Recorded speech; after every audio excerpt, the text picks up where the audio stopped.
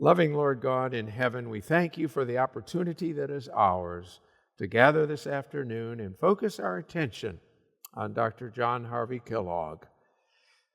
As a man, as a professional, as a doctor, as an Adventist, he didn't always walk in your pathways, but he did accomplish a great deal of good. And so as we look at his accomplishments and his challenges, may we learn some lessons for our own personal lives that will help us grow in Jesus, we pray. In his name, amen. My title probably grabbed your attention. John Harvey Kellogg, the Dr. Jekyll and Mr. Hyde of Adventism. One of Dr. Kellogg's friends once described him as both the kindest man and the harshest man I ever knew. Like the story about the split personality of Dr. Jekyll and Mr. Hyde, a kind, rational man by day and a mad monster by night. Kellogg's life is a study in contrasts. As we examine the many facets of his character, his professional career, his relationship to Adventism, I hope that you will better understand the complexity of this amazing man. John was born in Tyrone County, Michigan in 1852, the son of a farmer shepherd, John Preston Kellogg, and Anne Stanley, a blacksmith's daughter. As abolitionists, the Kelloggs regularly hid fugitive slaves and helped them to escape to Canada. Like Joseph Bates, they were also avid health reformers, and they subscribed to Dr. Joel Shue's Water Cure Journal. In 1852, the family converted to Sabbatarian Adventism after hearing Joseph Bates and Merritt Cornell preach. Shortly thereafter, J.P. sold the farm and moved his family to Jackson, where he set up a broom factory. In 1856, when John was only 4, the family moved again, this time to Battle Creek, the growing center of Sabbatarian Adventism. Now, John's poor health as a child kept him out of school until he was 9. His first term in Fletcher Byington's tiny Adventist school lasted only 6 weeks. For several years, he received sporadic training from the educational reformers Goodloe Harper Bell and Teresa French. And yet, he became a voracious reader. As an adolescent working 10-hour shifts in his father's broom shop, he spent his hard-earned money primarily on books.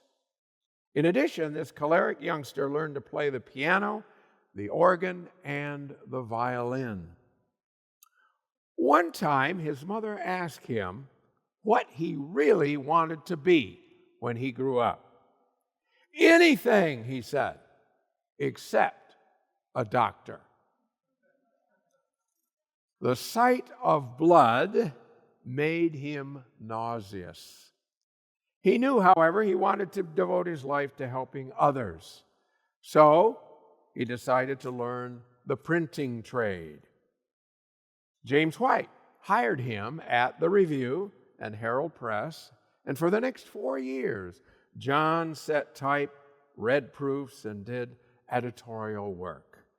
He even set the type for some of Ellen White's tracts and books. James and Ellen White liked this plucky teenager so much that they took him in and took him on some of their preaching trips as well across Michigan. John lived in the White home on Chapman Street for months at a time, and he developed close friendships with the White sons, Willie and Edson. Years later, Ellen White wrote that her husband James had treated John Kellogg more like a son than he did his own sons. Once James told the boy that Sister White had had a vision And in that vision, she had seen that John would fill a definite place in the Lord's work. At first, John thought that special place might be in the classroom as a teacher. So at 16, he started teaching in a district school, and he taught 40 pupils there in Hastings, Michigan, for $1 a day and free room and board. He taught pupils ranging all the way from first grade to high school students. But stress and tuberculosis soon ended his teaching career. So James and Ellen White suggested that he accompany their sons, Willie and Edson, to Dr. Troll's Hydrotherapeutic College in New Jersey. After 5 months of medical study, Kellogg received a diploma. And then the Whites encouraged him to go on. And they actually paid for him to take the medical course at the University of Michigan in 1874. And when he finished that line of study, they loaned him $1,000 for advanced medical training at New York's Bellevue Hospital Medical School. In 1875, Dr. Kellogg received his MD degree. But Dr. Kellogg was not the type of man to rest on his laurels. He read voraciously from American, British, French, and German medical journals and books.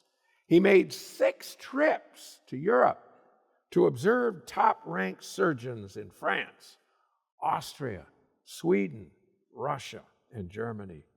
As a result, Dr. Kellogg became a world-recognized leader in such medical diagnostic and therapeutic devices as the X-ray machine and the electrocardiograph.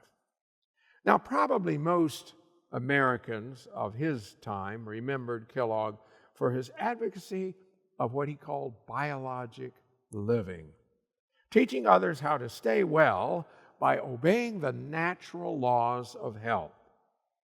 These laws included a vegetarian diet, proper rest, exercise, fresh air, healthful dress, lots of water, both internally and externally, and absolutely no meat.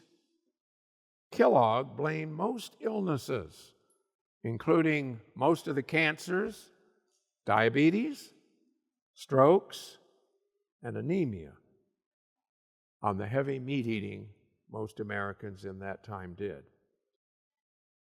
In his sanitarium parlor talks, he loved to demonstrate under a microscope that the prime beefsteak from Battle Creek's most exclusive restaurant had more harmful germs in it than fresh barnyard manure. He always got the patient's attention on that lecture. When the American Packing Company advertised meat with a clever little poem entitled "Methuselah Ate Meat," Kellogg composed a longer poem entitled "Methuselah's Meat" as a rejoinder, pointing out that Methuselah ate only fruit, vegetables, and nuts. After reading Kellogg's poem and talking with Dr. Kellogg, the lawyer who had been hired by the meat industry to sue the doctor for that poem gave up meat himself. Besides meat, Kellogg opposed cheese, most desserts, all condiments, and eggs. For him, the best diet was what he called the Genesis diet: fruit, vegetables, grains, and nuts. He recommended the liberal use of water in a variety of baths: hot, lukewarm, cold, and ice-cold baths, water fomentations, and sprays. Now, in an era when most Americans bathed only once a week at most, Kellogg insisted that everybody should take a daily bath. In addition, he preached the virtues of daily exercise to improve blood circulation, strengthen the heart, induce deeper respiration, aid digestion, control obesity, and calm the nerves. This little man who walked around in the Colonel Sanders white suits especially recommended walking, bicycling, and swimming. But for those who preferred gymnastic exercise, he invented a host of mechanical exercisers that became so popular, they were even available to first-class passengers on many of the ships plying the ocean between Europe and America. For most Americans then and now, the name Kellogg is also synonymous with Battle Creek Sanitarium, where he served as physician-in-chief for 67 years until his death in 1943. And during those 7 decades, he expanded the physical plant to include 1,000 acres, and he increased the number of patients from a low of 12 to a high of over 400 patients. He also changed the name. We Adventists in 1866 had called it the Health Reform Institute. He changed it to Battle Creek Sanitarium. And the word sanitarium was one he invented. His definition of sanitarium is a place where people come to get well and learn how to stay well. Soon he was attracting worldwide fame to the Adventist health message.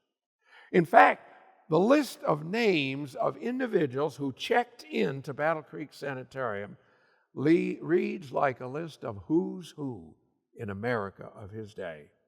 They included politicians like the 4-time presidential candidate William Jennings Bryan, U.S. Attorney General George Wickersham, and the former U.S. President William Howard Taft. Famous entertainers like comedian Eddie Cantor and the first Tarzan, Johnny Weissmuller, also came to Battle Creek Sanitarium. So did the Arctic explorer Roald Amundsen and world travelers like Richard Halliburton and Lowell Thomas.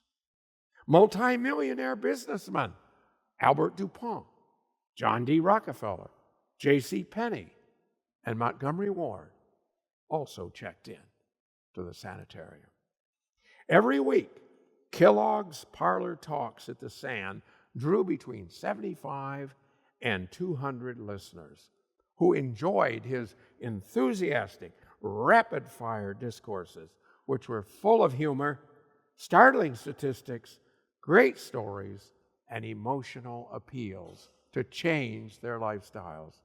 Kellogg was a master at using blackboard drawings, charts, models, and scientific experiments that simply fascinated his audiences.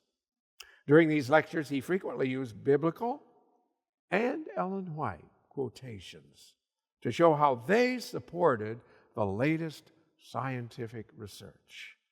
The Women's Christian Temperance Union loved to have Dr. Kellogg come to their conferences and speak.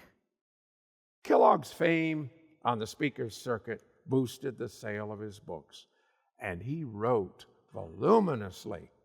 By World War I, Kellogg had sold over 1,000 copies of his 50 books and over 5 million copies of his magazine called Good Health. In addition, this indefatigable physician produced health almanacs, hygienic cookbooks, magazine articles, and even children's books.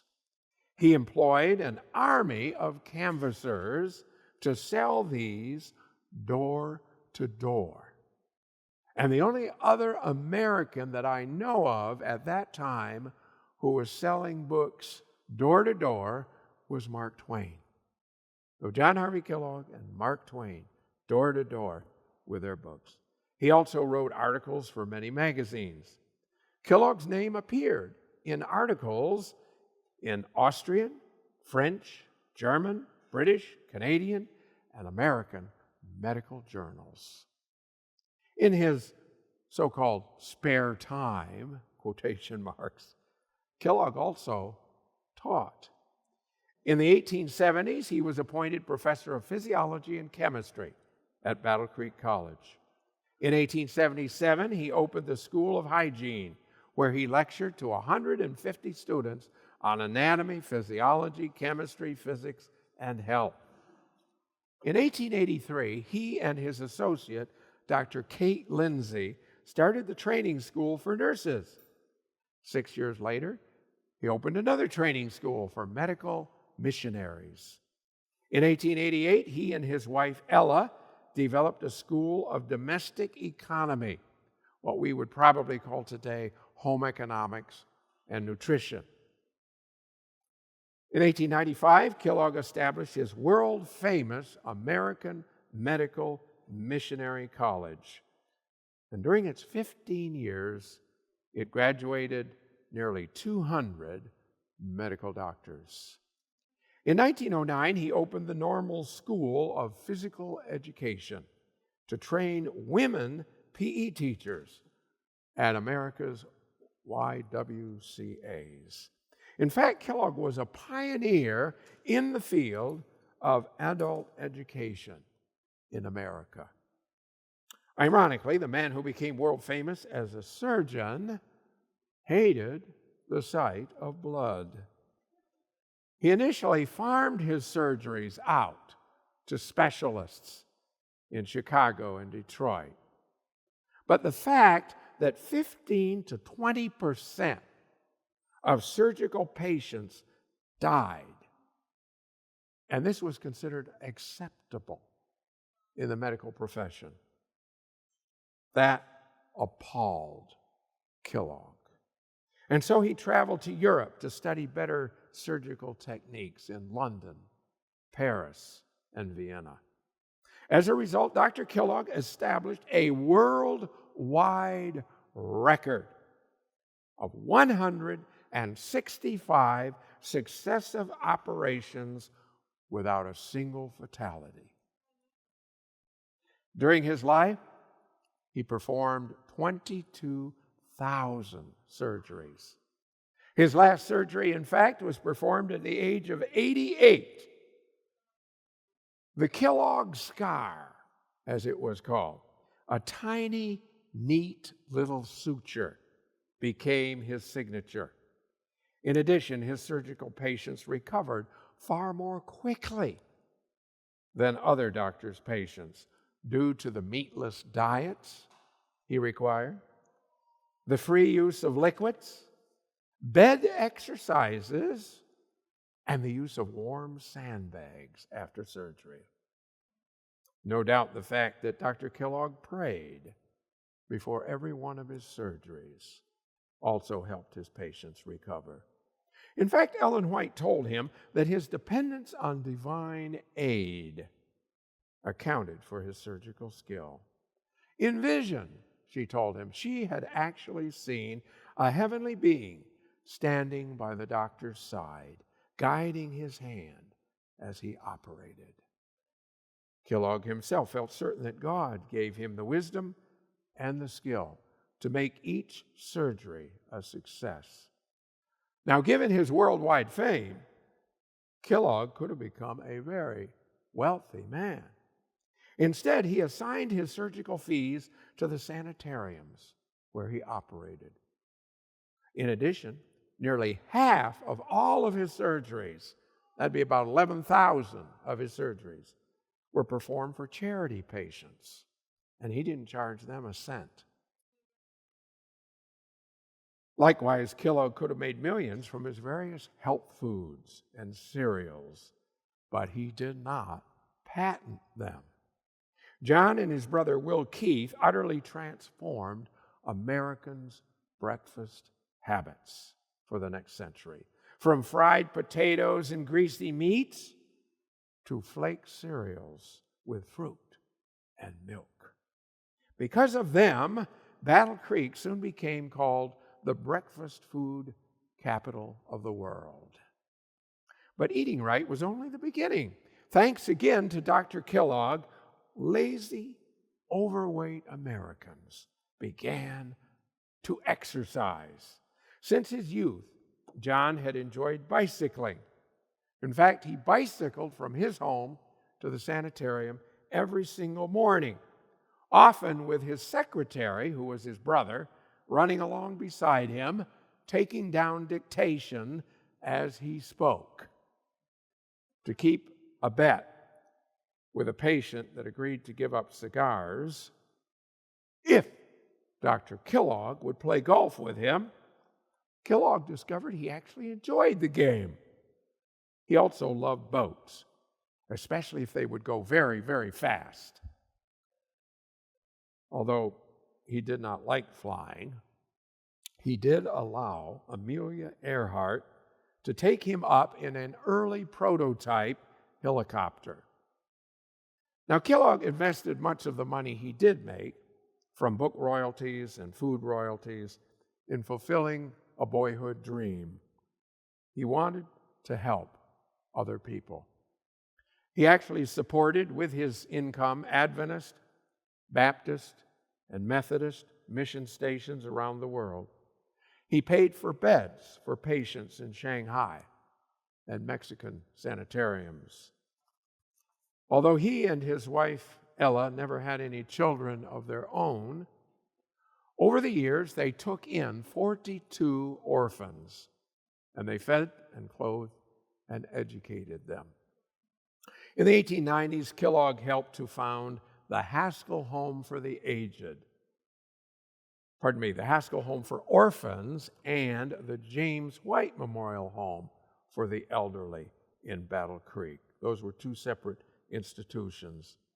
Around the world, this amazing doctor established 30 sanitariums, 30 hydrotherapy treatment centers, at least 12 vegetarian restaurants, and numerous urban medical missions. Thanks to his support, Adventists soon had sanitariums in Mexico, Denmark, England, Germany, Switzerland, Australia, New Zealand, South Africa, and several more in South America.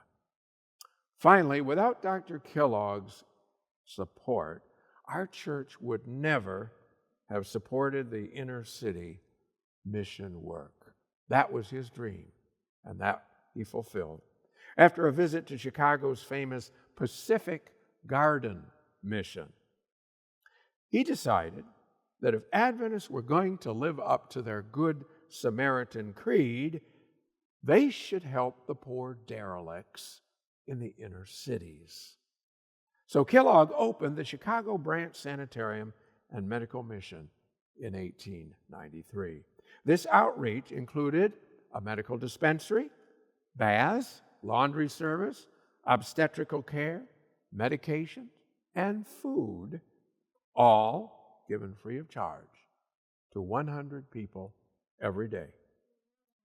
Within months, volunteers had added in-home nursing, penny lunches, free lodging for the homeless, a job placement service, and a maternity home for unwed mothers.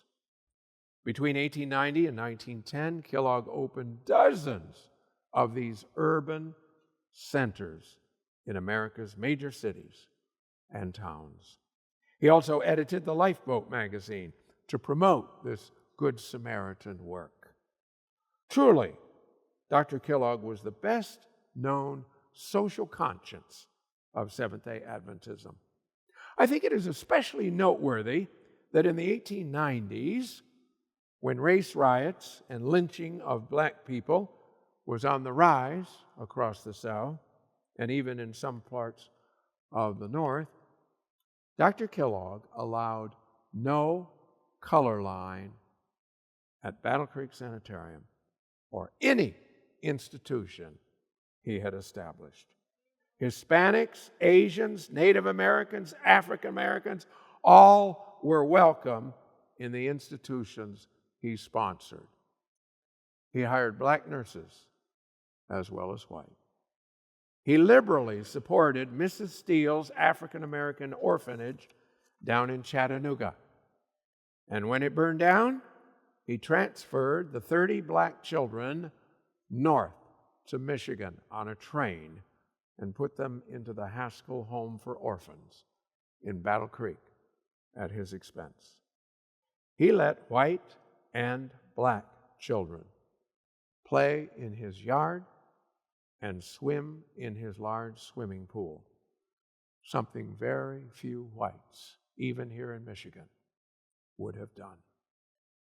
During the Great Depression, however, Kellogg's magnificent medical empire began to crumble. By the mid-1930s, he was paying $500 a day interest on a debt of $3 million. When a new board of directors was elected in 1938, leaving Kellogg a mere figurehead off to the side, he began spending more of his time in Florida. In December of 1943, he slipped into a coma and died peacefully in his bed at the age of 92. On the positive side, John Harvey Kellogg left behind a staggering legacy that changed this country. When he began practicing medicine in the 1870s, most Americans considered illness and disease as either divine judgments or the result of chance. Kellogg showed them they were wrong.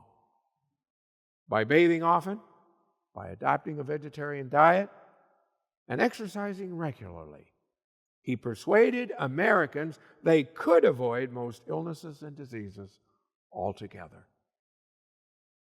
Together, Mrs. White and Dr. Kellogg were largely responsible for transforming Adventist lifestyles.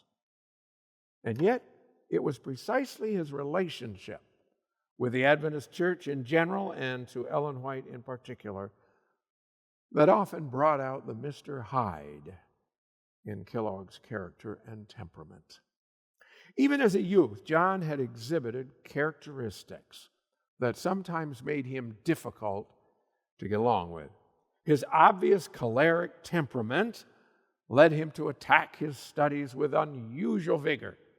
At Dr. Trall's Hygiotherapeutic College, he generally spent 6 or 7 hours every day poring over his books and notes, in addition to his time in the classroom and in the labs. And that meant he often did not get to bed until 2 or 3 in the morning. As director of Battle Creek Sanitarium, he usually began his day at 4 a.m. He seldom quit before midnight. He could, in fact, work for 30 to 40 hours straight with only short breaks to eat some fruit. And then he would relax for 2 hours in a hot tub prior to getting 4 hours of sleep. When he arrived at his office, he would begin rapidly dictating letters to 3 stenographers at one time, often rattling off 25 to 50 letters in a day. His typical day included 4 or 5 hours of dictation, another 5 hours in surgery, several hours of consultation with patients, an hour or 2 with his staff, plus a lecture or 2 in the classroom. When he was preparing a book, he would begin dictating to his secretary shortly before midnight, and while lying down, would continue talking continuously until 4 a.m., while a nurse rubbed his forehead with a towel dipped in ice water. I can assure you, I do not write any of my books that way. I prefer the early morning hours. His often theatrical, flamboyant manner sometimes created serious difficulties for him in medical circles. While still in his 30s, Kellogg faced an embarrassing trial brought by the Calhoun County Medical Association. He was charged with advertising his medical services, something that medical doctors did not do in the 19th century. He was also charged with publishing slanderous attacks on the medical profession and undermining confidence in physicians whose views differed from his own. When the final vote of the Calhoun County Medical Association was taken, he was acquitted by only one vote. Likewise, his confrontational manner with the meatpacking industry led them to file a complaint with the Federal Trade Commission in Washington to restrain him from distributing his anti-meat posters in every post office in America. Kellogg refused to stop, so the meat industry threatened him with a lawsuit. He essentially told them to make my day by suing him. It would give his views wider public exposure. So they backed down. Another undesirable trait was that Kellogg liked to manipulate people for his own ends. As the first chair of the Sanitarium Board in 20 years, who was not an ordained minister, he faced down church opponents on the board by threatening to resign unless they changed their minds or dropped from the board.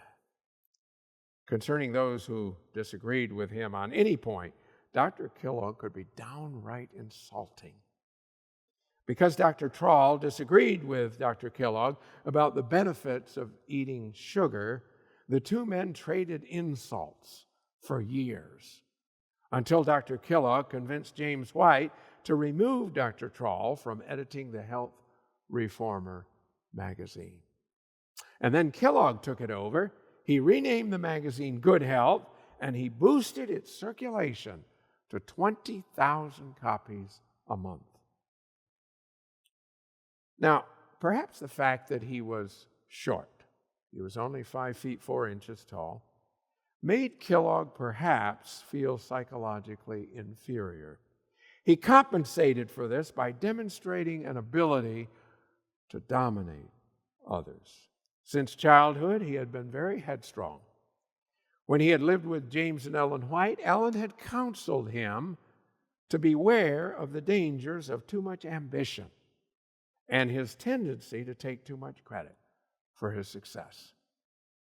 I find it difficult to carry a fraction of a burden and leave the rest to others, he confessed. It was nearly impossible for him to delegate responsibility.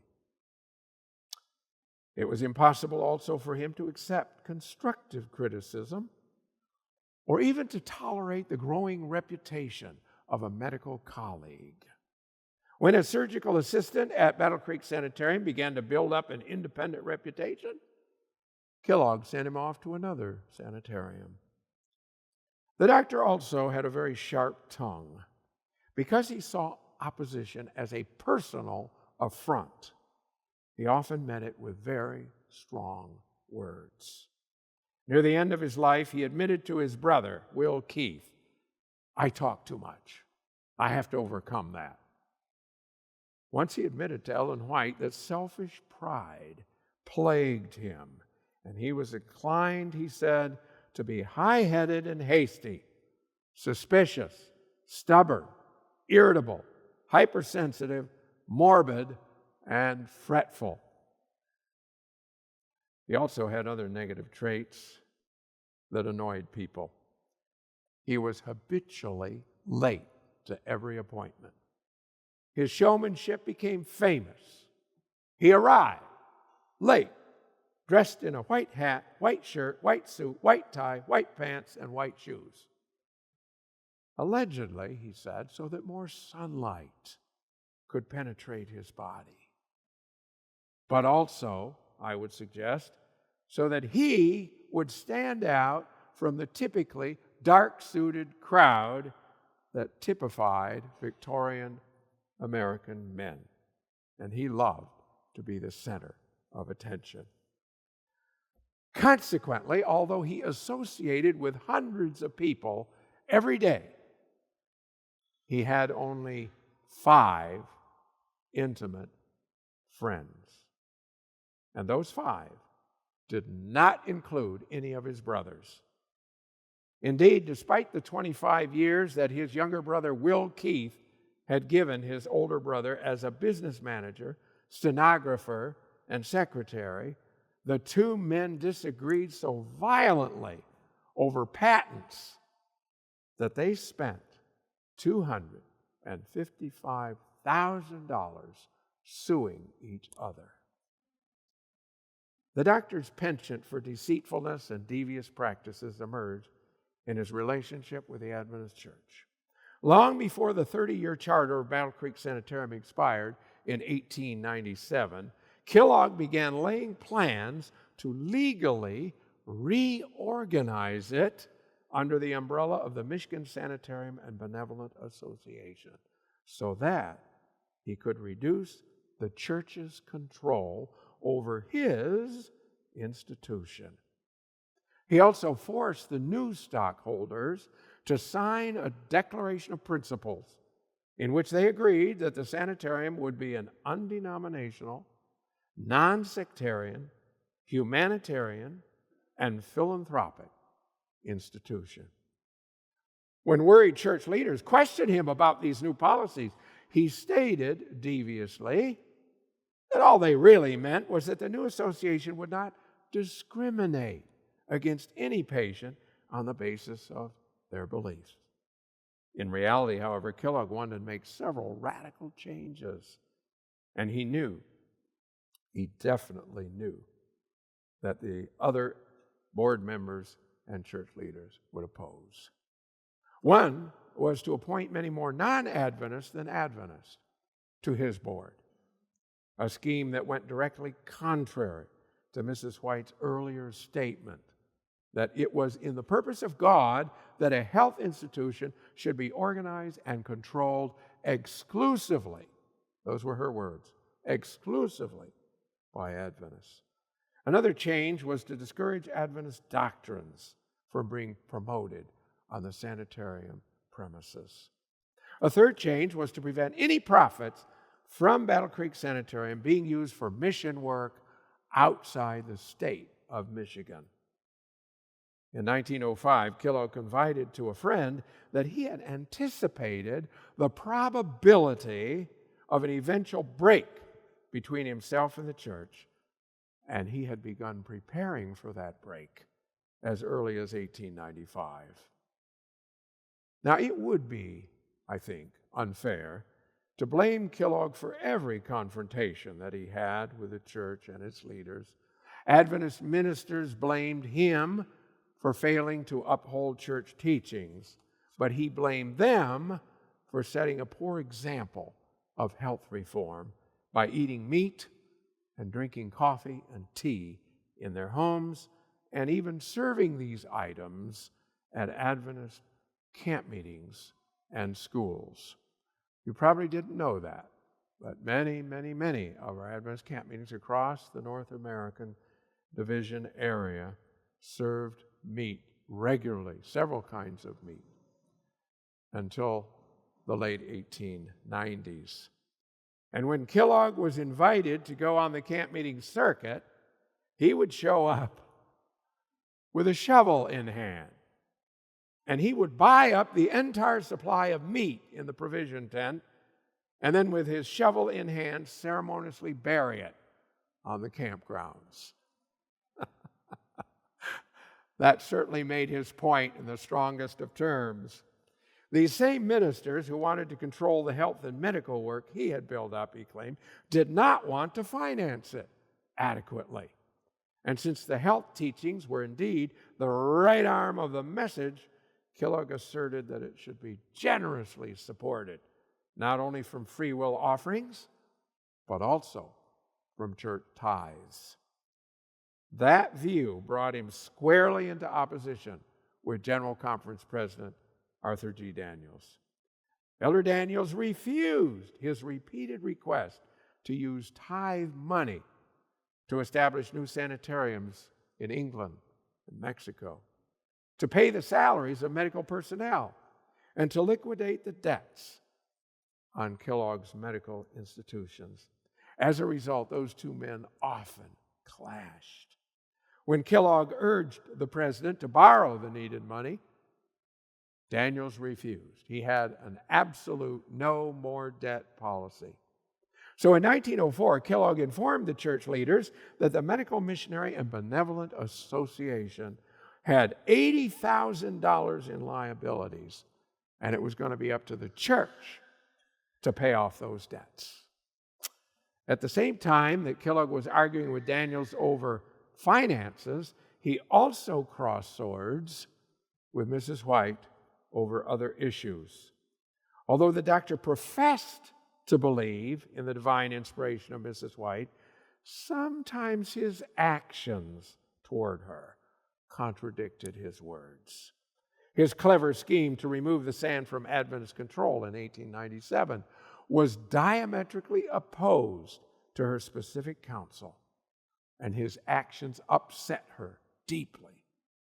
While he and others quoted her writings regarding diet, health, and temperance, claiming that they were light from the Lord, he made his own ideas of right and wrong the yardstick for testing her statements on other issues not related to health. For example, when she urged him to delegate authority, to be more humble, to accept others' advice, he would then claim that her son Willie or President Daniels had misinformed her regarding his true views and his actual actions. By the late 1890s, he had become almost paranoid, certain that those men were making untrue and contemptible statements about him and trying to ruin his reputation. One concrete example of this conflict arose from the ashes of the terrible fire that you will remember burned the sand to the ground in February of 1902. Naturally, Kellogg saw this as the perfect opportunity to build a bigger, grander sanitarium. Mrs. White, on the other hand, urged him to build a smaller one in Battle Creek and to build other health centers across the United States. Although the board set a ceiling of $200,000 for the rebuilding, Kellogg's expenditures amounted to almost 3 times that amount, forcing the sand deeper in debt. Another major clash that Kellogg had with Ellen White and church officials developed from his lifelong interest in pantheism. Scholars have long debated the source of where Kellogg got his pantheistic ideas. William A. Spicer accused him of incorporating animistic ideas from Hinduism in his philosophy. Elder Daniels blamed Ella J. Wagner, calling him the leader in this pantheistic teaching among Adventists. But Adventist historian Dr. E.K. Vanderveer has shown, I think quite convincingly, that pantheism entered the Kellogg home when Mrs. Kellogg's pastor came to visit. You see, Kellogg had originally intended to marry the pretty, energetic Mary Kelsey. But in 1876, Willie White stole his girl, and Willie married Mary. And on the rebound, just months later, John wed Ella Eaton, a brilliant Seventh-day Baptist who had graduated from Alfred University in southwestern New York. A teacher, a nurse, a gifted writer, Ella served as editorial assistant for Good Health magazine for 43 years. In addition, she wrote 3 books of her own. She served as a sanitarium's dietitian. She founded the School of Home Economics, and she was active in the WCTU and other national organizations. When Ella's Baptist pastor visited in the Kellogg home, he and the doctor often engaged in friendly debates about theology. Pastor Jones often teased Kellogg that Adventists had too narrow a view of God. They pictured him as a being sitting on a throne in a sanctuary somewhere in heaven. Instead, Jones said, God is a power, a force, an influence that pervades all nature. He's in the tree, He's in the grass. He's in the very food that we eat. Those of you who have read, and that's probably very few of you, who have read Dr. Kellogg's book, The Living Temple, know that he had absorbed many of this Baptist pastor's ideas. In that book, Kellogg declares there is a tree maker in the tree, a flower maker in the flower, and that with every bite of food, we ingest God into our bodies. Ellen White counseled Kellogg that his views of God were erroneous and would destroy such distinctive Adventist doctrines as the heavenly sanctuary, the atonement, and the personal nature of God himself. And finally, she warned him he was directing his steps toward infidelity, which was the 19th century Victorian term for atheism. But despite these warnings, Kellogg insisted that the Review and Herald Press publish his book, Living Temple. Now, it might have done that, except that in December of 1902, a devastating fire burned the publishing house to the ground, destroying the plates for Kellogg's book. Refusing to see this fire as a judgment from God, as Mrs. White quite clearly did, the doctor had his book published by a secular press. This only increased the tension between Mrs. White, A.G. Daniels, W.W. Prescott, and S.N. Haskell on the one hand, and Dr. Kellogg, Dr. Paulson, A.T. Jones, and E.J. Wagner on the other hand. Despite repeated efforts by his friends to reconcile the two sides, Dr. Kellogg remained adamant. He once quipped that the only time he would be at peace with those he considered his enemies was when we are all in our graves. In a very real sense, however, if the doctor won the battle over publishing his book, he lost the war for continued influence over and membership in the Adventist Church. For several years, in fact, Dr. Kellogg had not attended Battle Creek Sanitarium, the Battle Creek Tabernacle there. He had not returned any tithes. He had not given any offerings to the church. And he had openly scorned the spirit of prophecy as manifested in Ellen White. And so in 1907, the church formally terminated Dr. Kellogg's membership. Shortly thereafter, he got even by expelling A.G. Daniels, W.C. White, and other Adventist ministers from the Michigan Sanitarium and Benevolent Association, the legal entity that controlled Battle Creek Sanitarium, leaving only one Seventh-day Adventist on his board, Ellen G. White. Although the doctor later claimed that he was an Adventist to the end of his life, the evidence seems to speak otherwise. During the 1920s, he sponsored recreational activities for sanitarium patrons on Sabbath. Increasingly, he employed evolutionary theories to support his system of biologic living and his strong belief in eugenics.